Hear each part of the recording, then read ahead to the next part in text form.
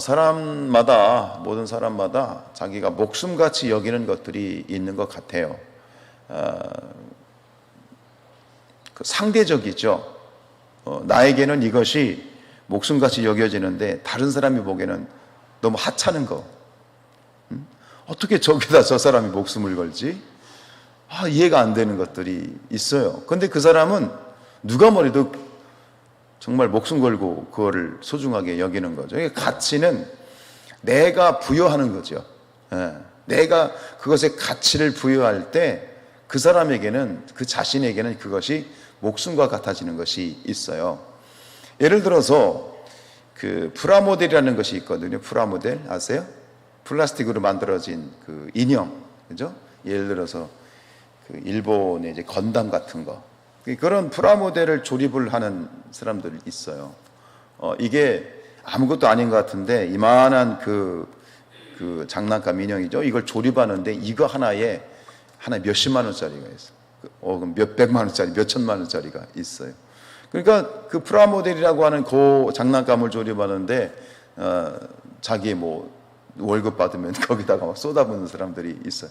누가 보면 참 웃기죠. 저게 뭐라고 거기다 돈을 이렇게 쏟아붓나, 그런 것들이 있죠.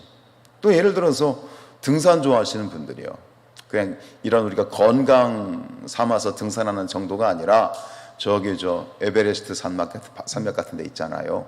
그러면 목숨을 걸고 가야 되거든요. 근데 거기에 이제 정말 목숨 걸고 말 그대로 목숨 걸고 산을 오르고 산을 오를 때 사람들이 그러죠. 뭐 산 오르다 죽은 사람들이 많잖아요. 전문 등반가들도 그 산에서 죽은 사람들이 많잖아요. 그럼 죽을 줄 모르고 갔나요? 아니요. 죽어도 좋은 거예요. 목숨 걸고 가는 거예요. 죽어도 좋아요. 그래서 이제 이렇게 등산하다가 이렇게 등반하다가 죽는 사람들이 있죠. 왜? 등반을, 그런 높은 산들을 정복하는 것을 목숨처럼 여기는 가치를 두는 사람들이 있다든가. 사람마다 각자가 그렇게 이제 가치를 두고 그 가치를 인정할 때 스스로 자기 목숨도 아깝지 않다 여기는 것들이 있습니다. 여러분들에게는 무엇이 있을까요? 누가 뭐래도 난 여기에 가치를 두고 산다라고 하는 것. 오늘 말씀은 뭐냐면 말씀이, 이 말씀은 내가 이 말씀을 지키는데, 말씀은 내가 생명을 걸고라도 지키기를 원한다. 그런 어떤 지혜가 담겨 있는 게 16절이에요. 이번 계명을 지키는 자는 자기의 영혼을 지킨다. 자기 영혼이라고 하는 것은 목숨입니다. 그러니까 하나님의 말씀, 계명을 내 목숨처럼 소중히 여긴다는 얘기예요. 그리고 자기의 행실을 삼가지 아니한다라는 말이 있잖아요.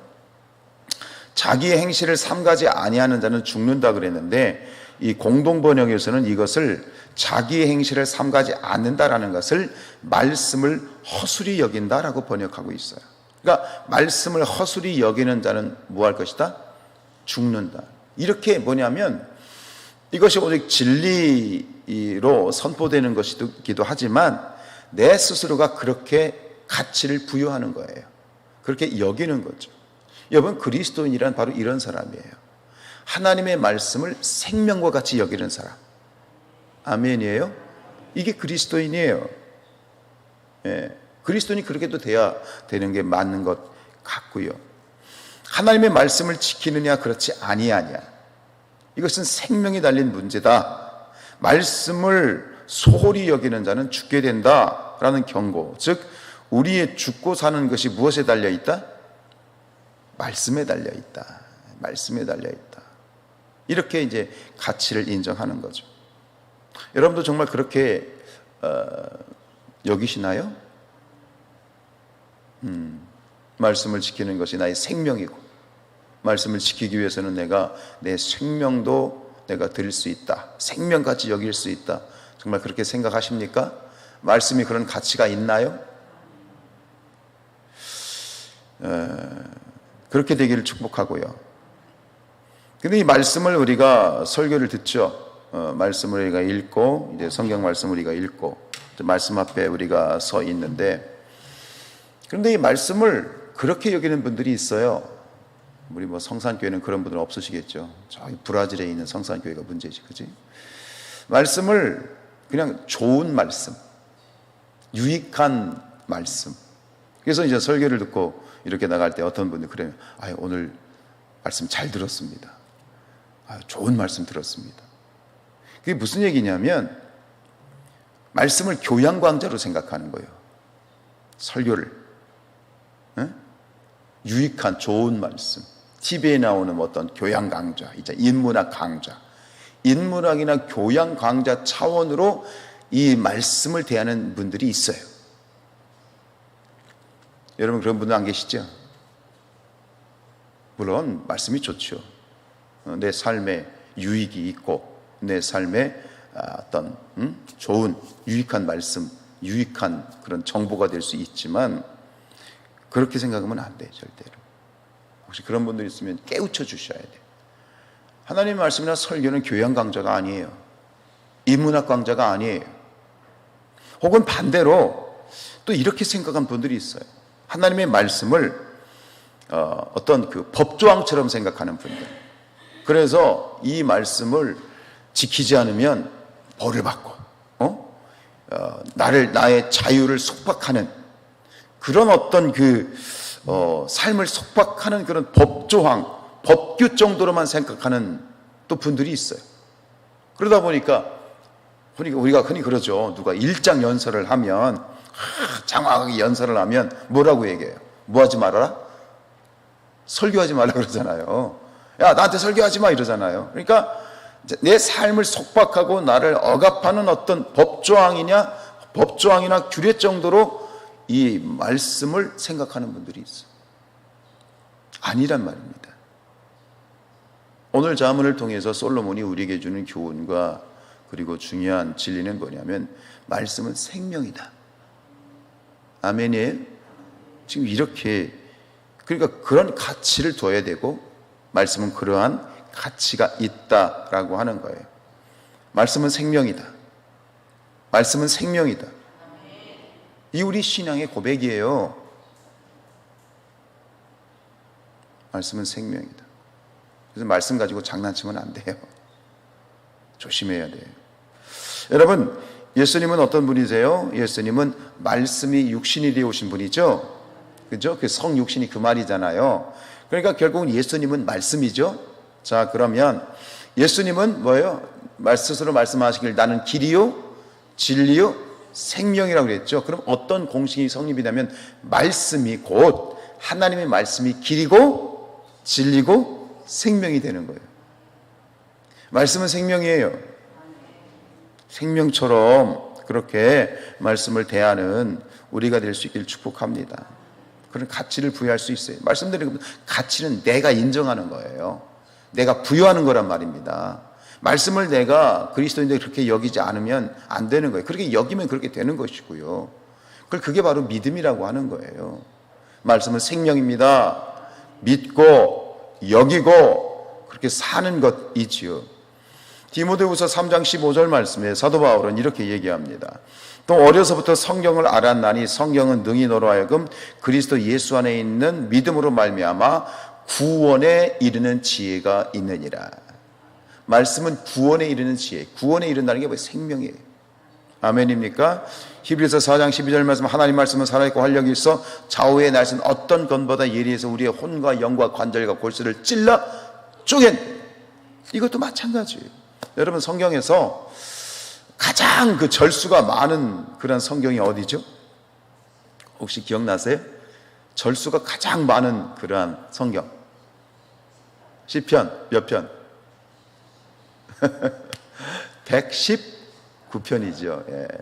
시편 119편이 몇 절이냐면 176절이 있어요. 그런데 시편 119편이 무엇에 대한 얘기죠? 각 176구절마다 표현은 달라요. 뭐 예를 들어서 어떤 계명, 율례, 법도, 율법 다 표현은 다른데 얘기하는 건 하나야. 뭐예요? 말씀이에요. 그러니까 176구절이 전부 다 말씀으로 쫙 도배가 돼 있어요. 이게 뭘 의미할까요? 176구절을 가진 시편 119편이 그 구구절절이 말씀에 대해서 그렇게 열거하고 있다는 것은 그만큼 말씀에 대한 강조를 두고 있는 것이죠. 그중 말씀의 가치를 반증하고 있는 거예요.